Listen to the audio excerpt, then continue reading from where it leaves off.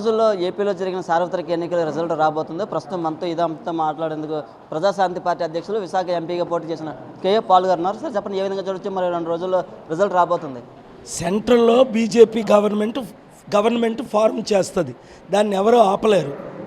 అది ఎలా ఫార్మ్ చేశారు, ఎలా చేస్తున్నారు అన్నది ఇప్పుడు మాట్లాడను, 4th తర్వాత మాట్లాడతా. కానీ గవర్నమెంట్ ఫార్మ్ చేసేది బీజేపీయే, ప్రధానమంత్రి అయ్యేది మోదీయే. అది క్లారిటీగా June 1నే చెప్తున్నాను మీకు. రెండవది, స్టేట్లో గవర్నమెంట్ ఎవరు ఫార్మ్ చేస్తారన్నది $1 బిలియన్ క్వశ్చన్, $1 మిలియన్ క్వశ్చన్ కాదు.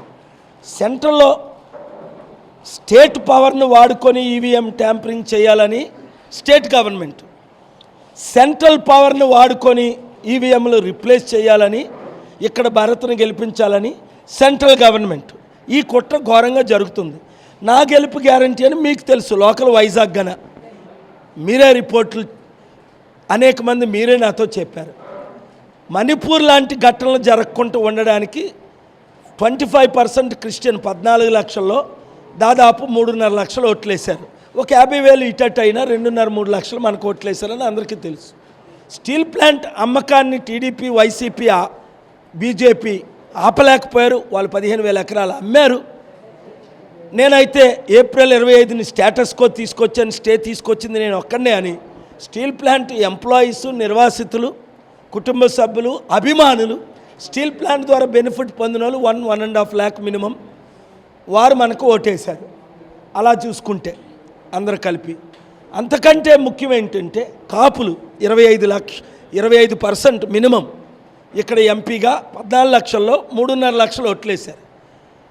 ఒక 50,000 ఝాన్సీకి వేసిన, అవుట్ సైడర్ కదా, విజయనగరం పెద్ద ఇంపాక్ట్ లేదు. ఒక 70,000 వేసిన భరత్ కమ్మ సమాజానికి ఓటు వేయలేదని నాకు రిపోర్ట్స్ వస్తున్నాయి. ఇప్పుడు మాట్లాడవచ్చు కనుక ఎలక్షన్ ముందు నేను క్యాస్ట్ల గురించి మాట్లాడలేదు. ఆ యొక్క 2.5 లక్షల ఓట్లు చూసుకున్నా. అన్నిటికంటే ముఖ్యం నిరుద్యోగులు 40% ఉన్నారు. 14 లక్షల్లో 40% ఎంత? దాదాపు 5.5 లక్షలు. అందులో పోనీ 5 లక్షలే ఓట్లు వేసారు అనుకుందాం. ఎక్కువ మంది నిరుద్యోగులే ఓటేశారు, 1/3 14 లక్షలు. నిరుద్యోగులు 60 to 80% కేఏ పాల్ గారికి అవకాశం ఇద్దాం, స్టీల్ ప్లాంట్ని ఆపి లక్షల ఉద్యోగాలు ఇస్తామన్నారని నిరుద్యోగులు కొండగుర్తికి నాకు ఓటేసిన సంగతి. పోనీ 2.5 లక్షలు తీసుకున్నా. క్రిస్టియన్స్ 2.5 లక్షలు, కాపులు 2 లక్షలు, ముస్లిమ్స్ 30-40 వేలు, సగం మంది ఏటేసిన 70,000, కాపులు బీసీలు 2 లక్షలు. ఎలా చూసుకున్నా మినిమం అయితే 6 లక్షలు, మ్యాక్సిమం అయితే 8 లక్షలు, 14 లక్షల్లో ఓట్లు పడ్డాయని అందరు ఎస్టిమేషన్. దీన్ని మార్చడానికి విశ్వ ప్రయత్నాలు జరుగుతున్నాయన్నది అందరికీ తెలిసిన విషయం.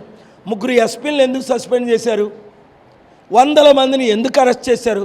ఇలాంటి అవినీతి ఎలక్షన్ ఎప్పుడైనా ఇంత డబ్బు ఎవరైనా పంచారా? అది అందరికీ తెలుసు.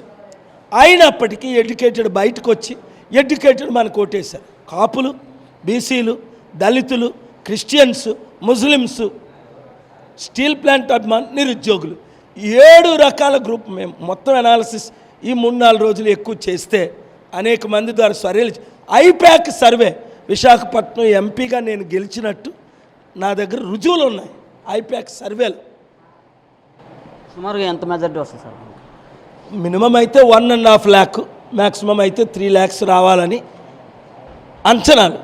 చూద్దాం ఎంతవరకు జరుగుతుంది. June 4న వైసీపీ గెలుస్తుంది. 9వ తారీఖున వైజాగ్లో మేము ప్రమాణ స్వీకారం చేస్తామని జగన్ చెప్పాను. అవన్నీ మనం వాళ్ళ గురించి ఏం మాట్లాడలేను. నేను క్లియర్గా చెప్పాను కదా, బీజేపీ 2 భాగాలు విడిపడి, స్టేట్ కరప్షన్ కొంత, సెంట్రల్ కరప్షన్ కొంత. దాని గురించి నేను చెప్పలేను. బీజేపీ గవర్నమెంట్ ఫార్మ్ చేస్తుందని క్లియర్గా చెప్పగలిగాను. ఎవరు సక్సెస్ఫుల్గా ఈవీఎంలను ట్యాంపర్ చేస్తున్నారా, రిప్లేస్ చేస్తున్నారా అన్నది 4th తర్వాత కొన్ని విషయాలు నేను బయట పెడతాను. నాకు తెలుసు కానీ నేను ఇప్పుడు నేను ఇక్కడ గెలుపు గ్యారంటీ అని అందరికీ తెలుసు కనుక నేను ధైర్యంగా చెప్పగలుగుతున్నాను. అయితే భరత్ను గెలిపించడానికి కూటమి తరపున, బీజేపీ తరపున గొప్ప ప్రయత్నాలు జరుగుతున్నాయి. వాళ్ళు ఏం చేయగలుగుతున్నారు, ఇంతవరకు 13 రాత్రి ఏం చేశారు, ఇప్పుడు ఏం చేస్తారు అన్నది. ఎందుకంటే ఐపాక్స్ వైసీపీ సర్వేలోనే ఝాన్సీ గెలట్లేదు, 3 లక్షల ఓట్లు దాటలేదని వచ్చింది సర్వే. అది వాళ్ళు కూడా ఒప్పుకుంటున్నారు ఝాన్సీకి వెళ్ళట్లేదని. పిఠాపురంలో పవన్ కళ్యాణ్ నేను కూడా గెలుస్తున్నానని అక్కడ వాళ్ళు కూడా చెప్తున్నారు. ఆ పవన్ కళ్యాణ్ అయితే ఎప్పుడు చెప్తున్నాడు, కానీ 1,00,000 మెజారిటీతో గెలుస్తామని వాళ్ళు అభ్యర్థి చెప్పుకోండి. కానీ ఓట్లు పడినాయే 2 లక్షలు పడలేదు.